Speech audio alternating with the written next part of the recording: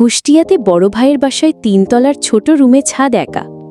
সবাই ঘুমিয়ে পড়েছে, কিন্তু ছাদ বিছানায় বসে তার প্রিয় রঙিন গল্পের বই নিয়ে পড়তে বসেছে। ছাদ পাতা উল্টাচ্ছিল। হঠাৎ পাতা উল্টানোর সময় বইটি হঠাৎ করে কেঁপে উঠল। ছাদ থমকে গেল। হঠাৎ বইয়ের পৃষ্ঠার দিক থেকে ছোট্ট ফিসফিস করে কে যেন বলল, আরেকটু আস্তে উল্টা, ব্যথা পাই। বইয়ের পৃষ্ঠার মধ্যে থাকা আঁকা চরিত্রগুলো হালকা নড়তে লাগল। বইয়ের মাঝে থাকা একটা ছবি বলল, তুই প্রতিদিন আমাদের টানাটানি করিস।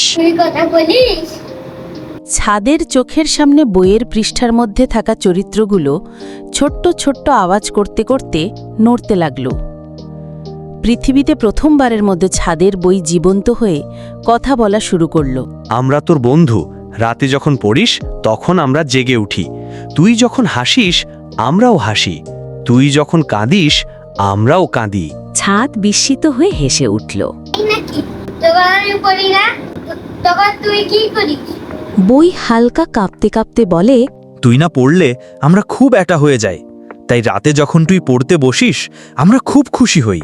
ছাদ হেসে বইটাকে বুকে জড়িয়ে বলল,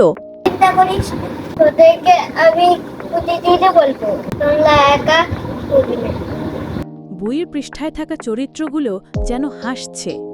হঠাৎ বই আবার ফিসফিস করে বলল, তবে আজকে শেষ পাতার গল্পটা পড়িস না, আমরা এখন ঘুমাতে চাই। আচ্ছা আচ্ছা, আজকে আর পড়বো না, কালকে সকালে পড়বো। বইটি আবার ফিসফিস করে বলল। তুমি প্রতিদিন পড়তে বসিও ছাদ, এখন তাহলে তুমি ঘুমাও। ছাদ চোখ বন্ধ করে হাসল।